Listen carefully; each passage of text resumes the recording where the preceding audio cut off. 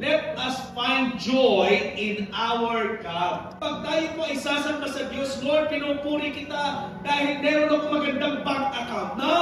It is God alone, not the bank account. God alone, not the success of any career or business. Not God plus anything else.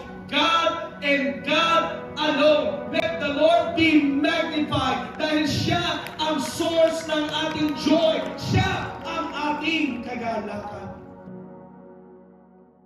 The title of the message that I would like to share with you today is Powerful Ways to Worship the Lord. Powerful ways to worship the Lord.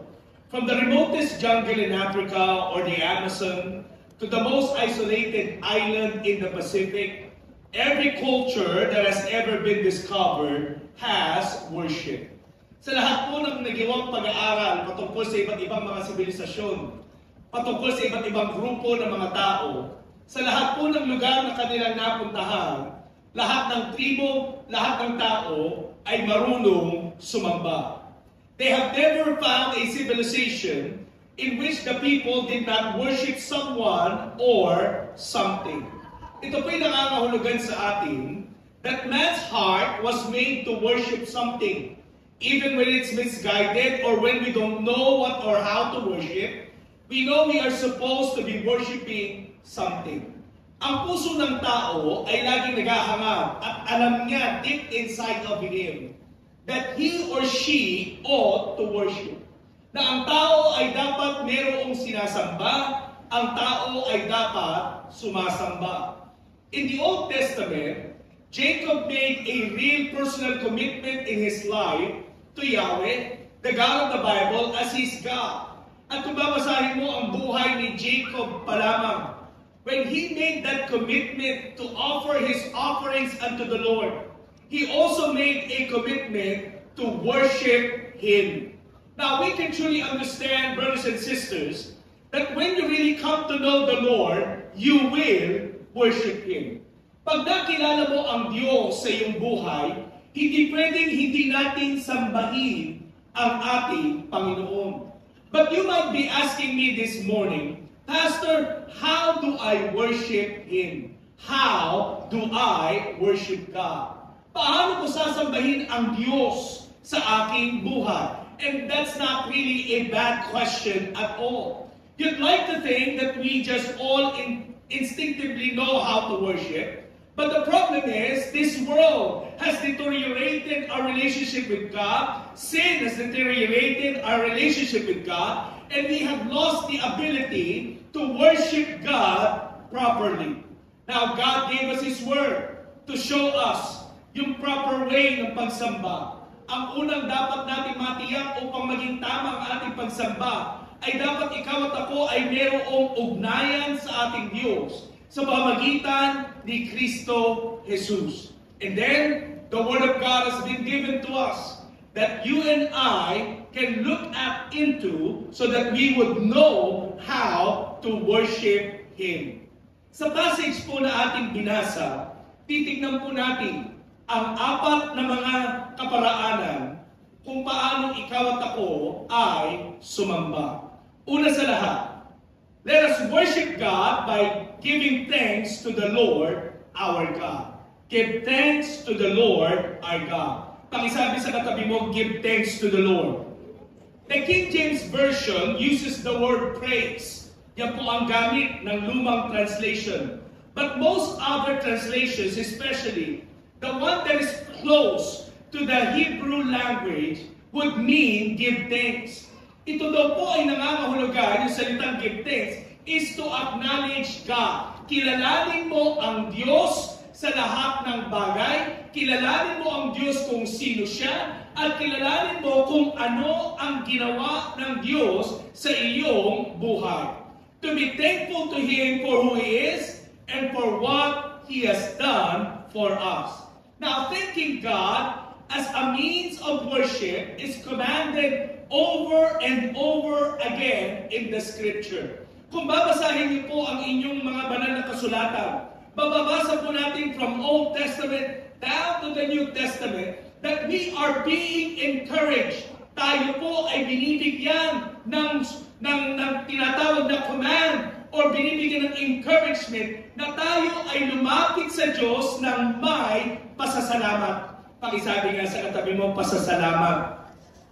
From Psalm to Philippians to Ephesians to 1 Thessalonians, the Bible tells us, let us always give thanks unto the Lord. Yan po ay ilan lamang sa mga sinasabi ng banal na kasulatan. Ngunit, if you are going to really make a careful study of the Word of God, magmula po sa panahon pa lang ng creation down to the very letters of Revelation, people ought to give thanks unto the Lord. One reason why giving thanks is so important is that it helps us to elevate God over our circumstances. Ang kahalagahan po, isa sa mga kahalagahan ng pagpapasalamat sa Diyos ay anuman ang sitwasyon natin, ang naha-highlight hindi ang ating problema, kundi ang naha-highlight ay ang ating pong Panginoon. You see, most people, they are only happy as their circumstances dictate. Masaya ang tao pag may laman ng bulsa. Sino ba namang hindi? Masaya ang tao kapag malakas ang katawan. Masaya ang tao when everything is okay.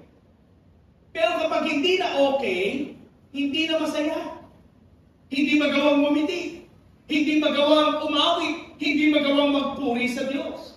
Pero ikaw at ako na mga mananampalataya ni Kristo, we know that we always have something we can give Him thanks for, to worship Him.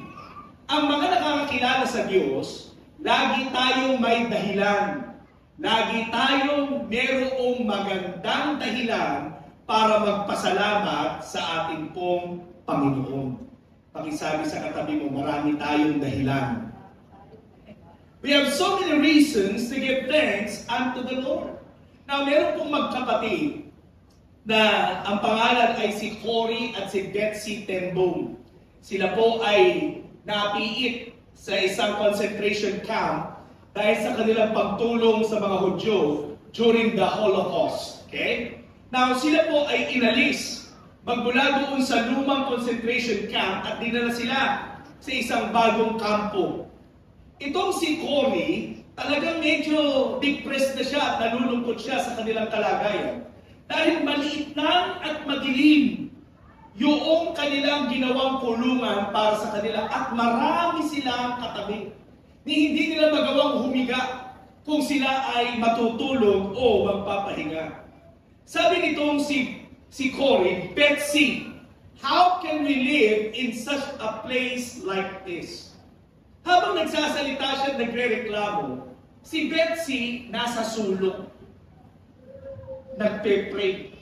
Ang prayer niya ito, show us, Lord, show us, Lord, show us, Lord. Sabi ni Cory sa kanya, Betsy, I'm talking to you.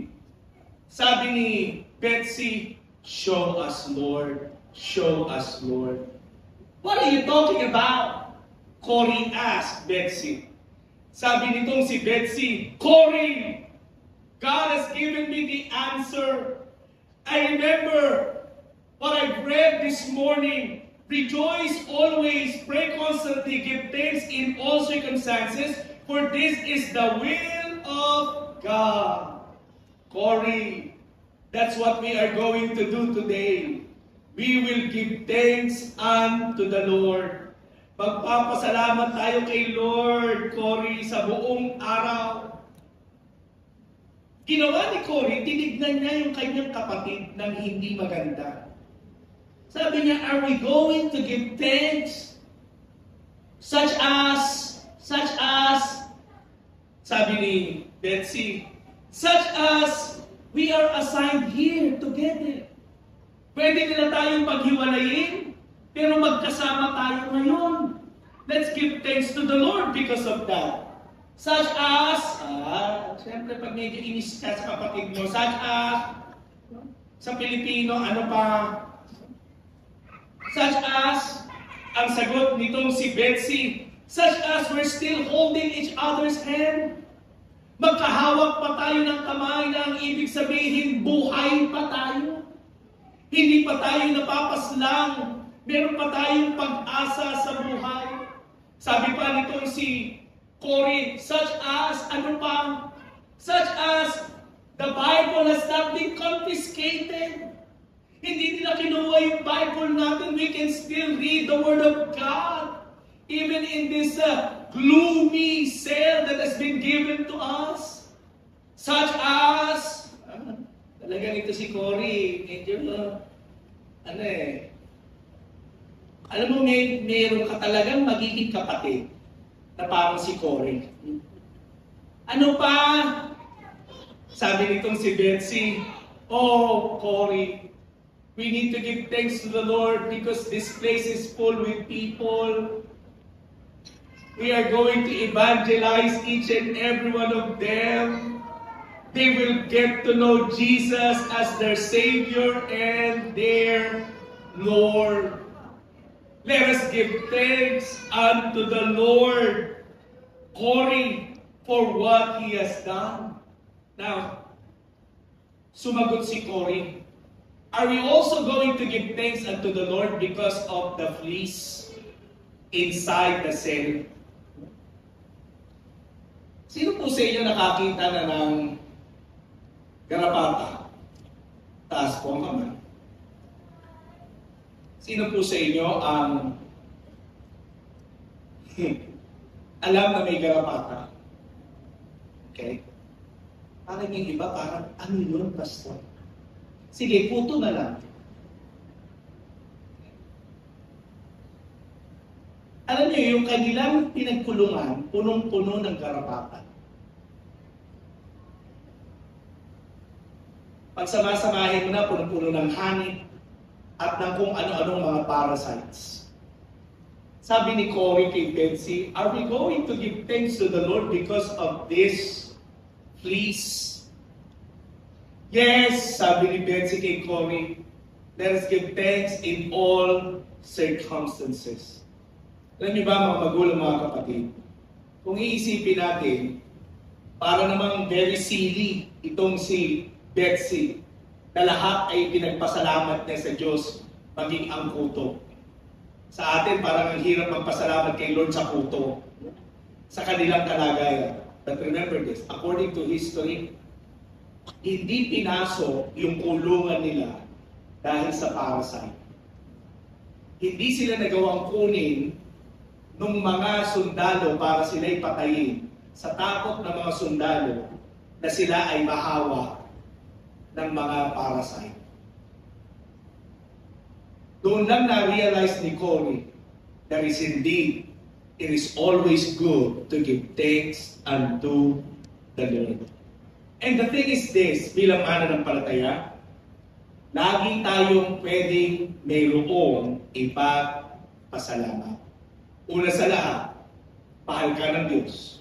Pangalawa, dahil sa kanyang pag-ibig, ikaw ay kanyang tinubos mula sa ating mga pagkakasala at binigyan ng kasiguraduhan sa buhay na walang hanggan. Pangatlo, ikaw ay nabibilang sa tahanan ng ating Amang nasa langit. Pang-apat, ang tawag sa iyo ng Biblia, ikaw ay pinagpala. A name that has been given to us as blessed is not based on circumstances. Yan ay binigay sa atin dahil ikaw at ako ay totoo ngang mga pinagpala. Whether in plenty, whether in want, whether in sickness, whether in health, whether ikaw ay nakaranas ng maraming pagpapala o kakarampot na pagpapala, hindi na aapektuhan yan ang ating pagsamba dahil alam natin sa lahat ng ating pong pinagdadaanan, maging sa lahat ng biyayang ating tinatanggap, marapat lamang pasalamatan ang Diyos sa lahat ng kanyang mga biyaya. Hallelujah! We ought to give Him thanks. And thanking Him is an act of worship. Kaya kung ikaw, parang hirap na hirap kang sumamba sa Panginoon, pagka sinasabi ng worship leader, magpuri tayo, sabihin mo sa Panginoon anong gusto mong sabihin. You know, you can say, Lord, thank you for what you have done in my life. Hindi po kailangan ng matinding training or seminar para matuto tayo magpasalamat. Kahit na ang bata ay kaya pong gawing magpasalamat. Kahit na sino man sa atin ay pwedeng magpasalamat. One of the best ways that we can do is to give Him thanks. Start your day nang may pasasalamat. Pakisabi nga sa katabi mo, sa umaga pa lang magpasalamat ka na. Pagkagising pa lang sa umaga, purihin ang Panginoon. Pasalamatan ang Diyos. Dahil binigyan niya pa tayo ng bagong buhay. Ano man ang problema natin, ano man ang mga alalahanin natin, God has given us new life. It means new hope. It means new day of experiencing His goodness, of experiencing His miracles in our lives. There was a man in Texas na ang kanyang naging kaugalian. Bago siya bumaba ng kanyang higaan, umiisip muna siya at sinasabi niya muna ang 10 bagay na pwede niyang ipagpasalamat sa Diyos. It's not a bad practice at all. It is a good habit to give thanks unto the Lord. Isang paraan ng makapangyarihang pagsamba ang ating pong pasasalamat. Pakisabi nga sa katabi mo, always give thanks. Alam niyo, isa sa mga bagay na pinagpapasalamat ko sa Diyos is the opportunity for me to travel almost every part of the Philippines. I have an invitation to go to different parts of the world, but ang puso ko ay nasa bansa natin, hindi para lumabas sa ngayon. I turned down so many invitations abroad dahil ang focus is to really do the work here in the Philippines. Pag ako po'y napupunta na ibang lugar, I begin to understand that God has blessed us with many things already. Ang problema po kasi sa atin, kaya hindi natin magawang magpasalamat, is because we tend to look on things that we don't have, rather than giving thanks unto the Lord sa mga bagay na pinagpala niya na sa ating pong mga buhay. Yung pong huling pinuntahan namin, walang 7-Eleven, walang Uncle John's, walang Dali, walang Omar. At ang hirap humanap ng sari-sari store. Ang hirap ng sasakyan.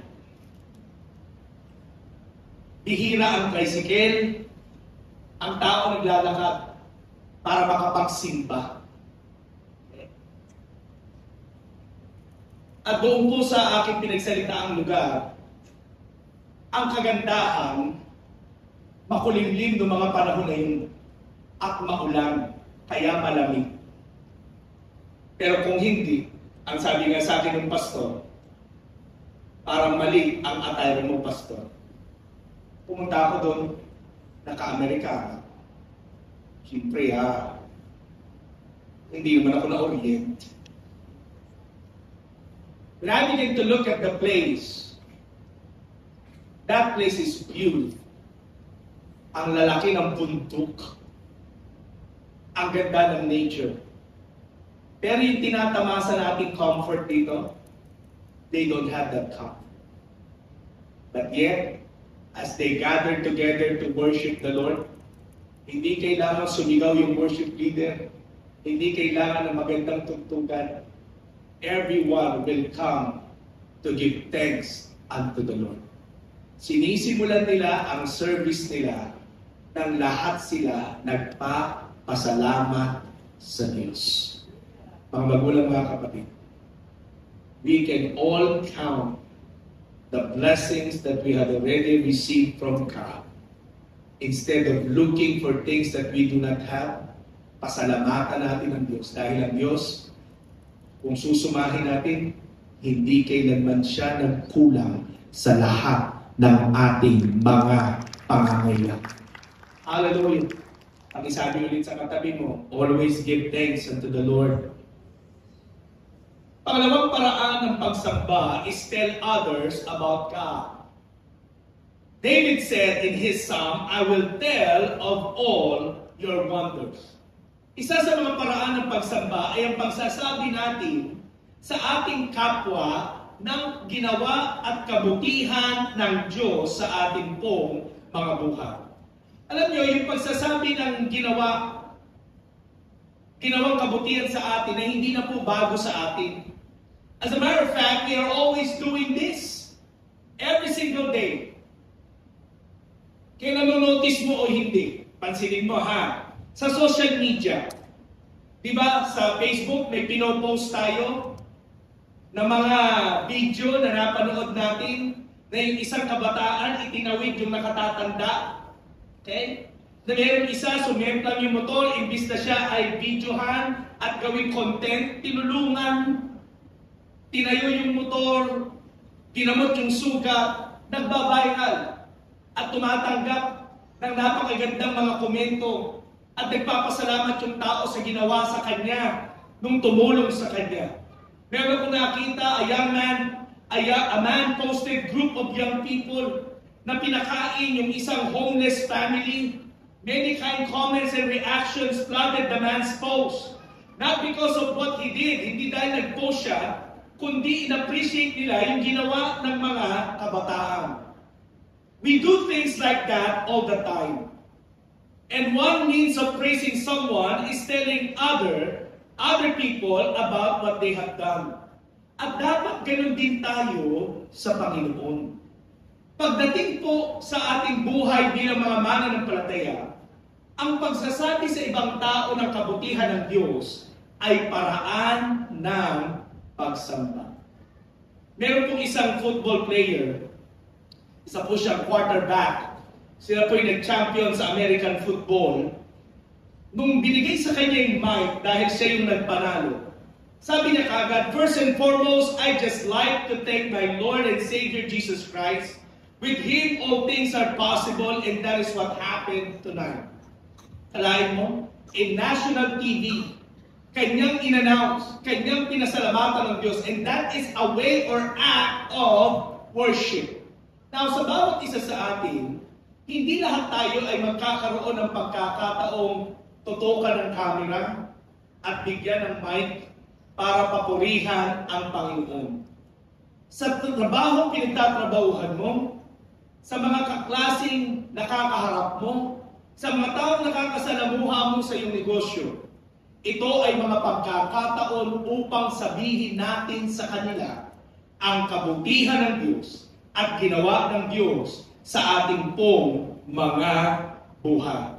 Alam niyo, isa po sa mga tinatanggap ko palagi na mga mensahe ay hindi lamang po mga prayer requests, kundi maging mga testimonies ng mga kapatiran kung paano sila ay tinagpo ng Diyos at kung paano sila ay mahimalang binago ng ating pong Panginoon sa pamagitan ng kanyang mga salita.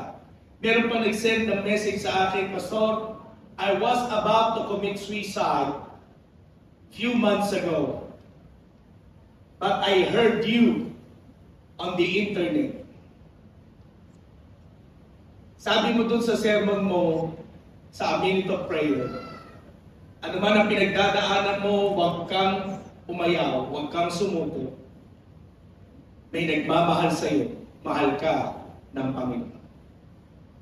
Sabi niya, hindi ko alam bakit ko napuntahan ang page na yun. Hindi naman po ako taga Word of Hope at hindi po ako born again.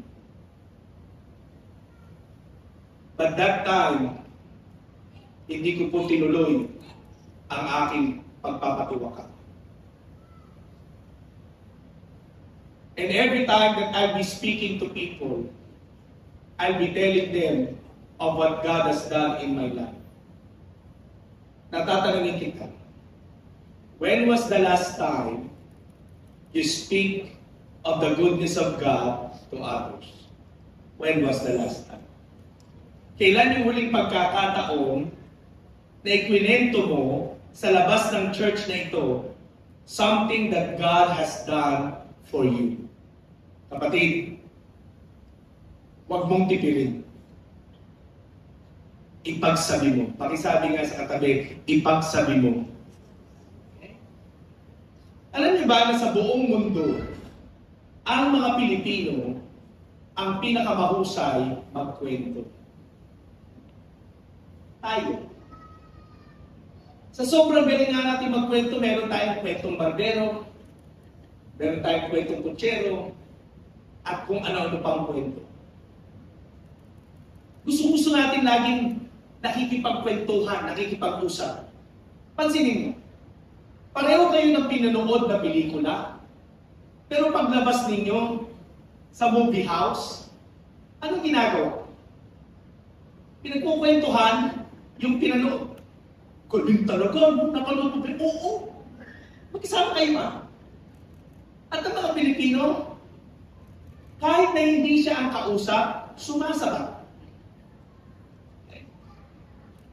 May narinig, nagkukwentuhan sa panaderya, nakaka-relate siya. Oo nga, hindi naman kaano-ano. We love talking, we love sharing what we know. Dati, ang sarap dumaan papunta ng Isabela sa Maliko. Kung ikaw ay taga-Isabela, alam mo yung daang Maliko. Ano yun eh? Maliko, mataas, Maliko, masuka. Masuka ka pagdating sa dulo eh, kakahilod. Para hindi ka dadaan ng Santa Fe. Dati, walang dumadaan dyan halos. Wala. Pag dumadaan kami doon, parang kami ang may-ari ng kalsada papuntang Isabela. Pero dahil sa ang dami ng vlogger, hi guys, dito nga pala kami sa Maliko guys, may masarap na kapihan dito, yung Budit guys. Ngayon, tumatraffic na doon. Bakit? Ang daming vloggers. Nagsimula saan? Sa isang tagapagkwento. Now, why am I telling you this? Paraan ng pagsamba natin ang ipamalita ang kabutihan ng Diyos. Bawat araw, let's find someone.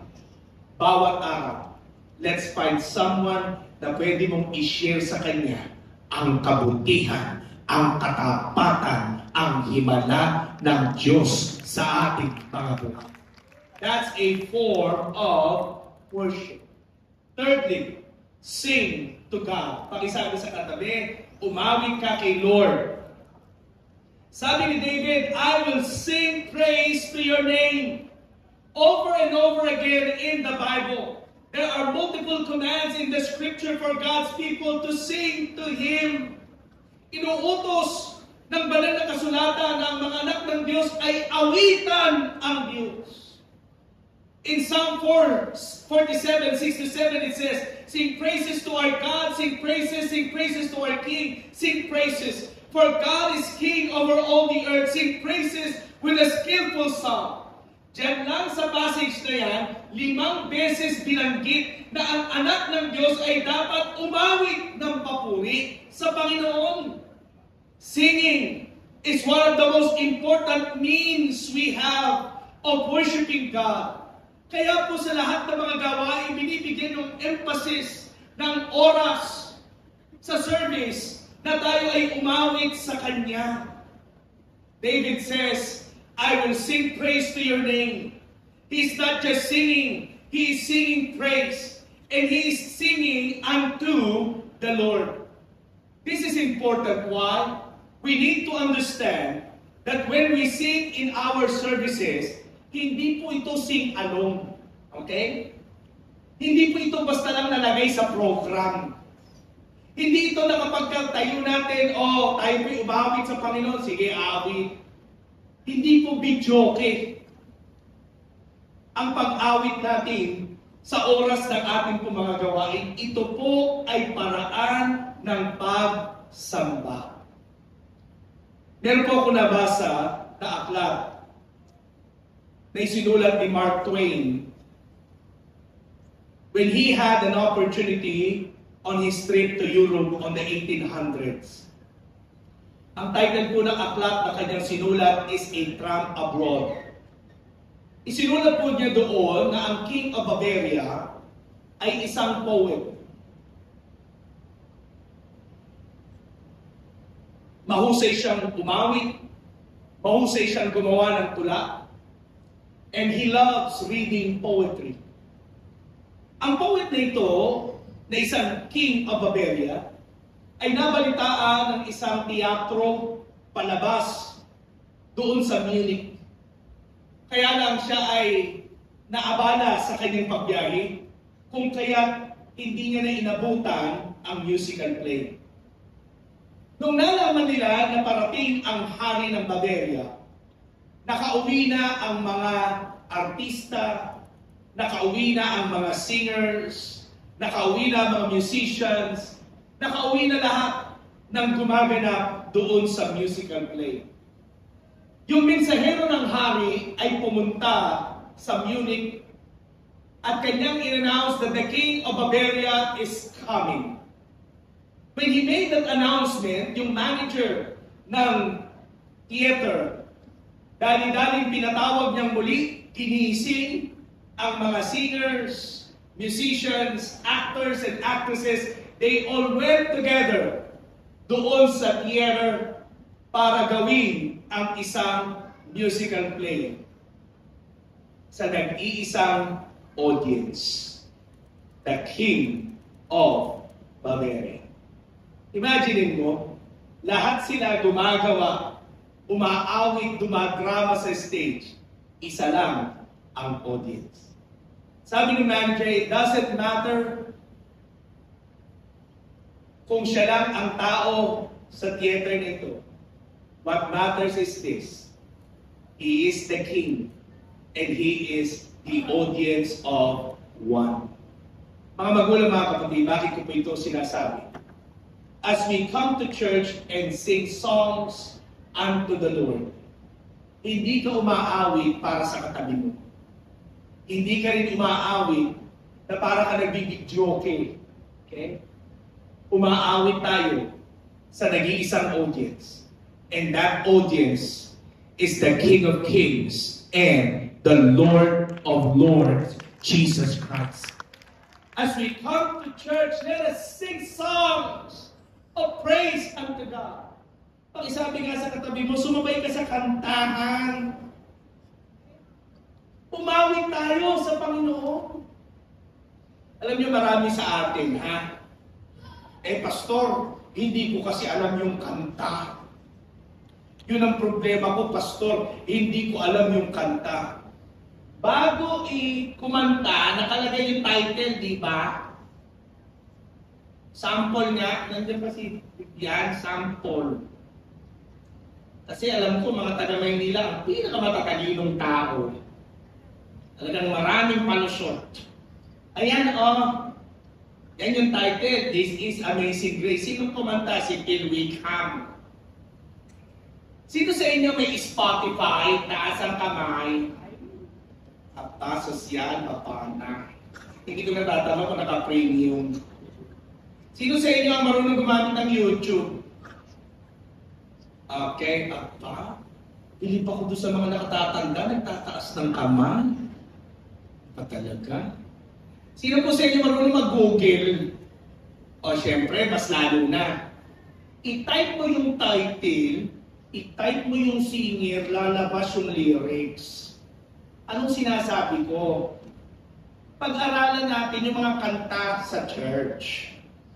Hindi kung ano-ano mga pinagkakabisado mong kanta. Yung mga nakakabulol na mga love song, alam na alam mo, quit playing games with my...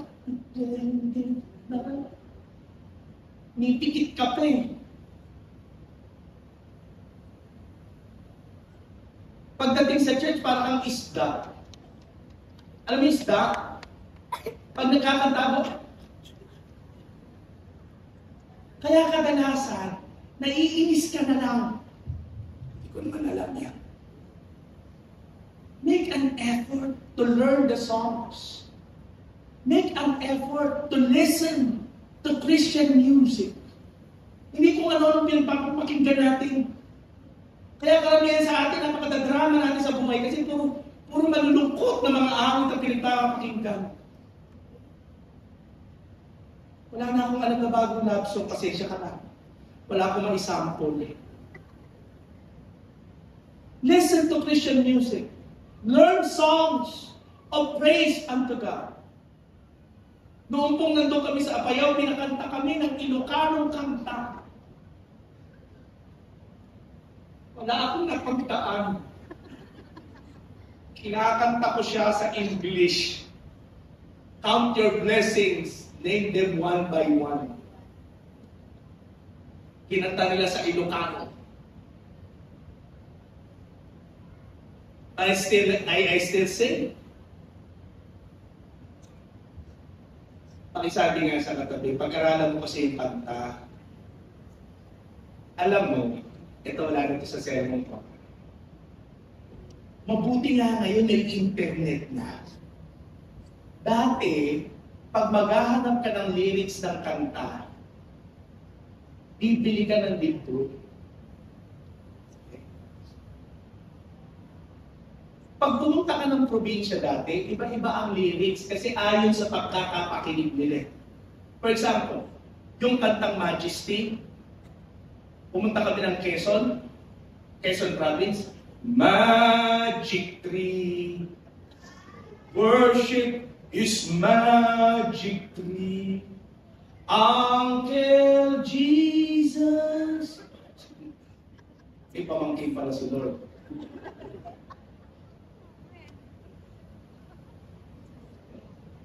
Tsaka yung The Lord Reigns.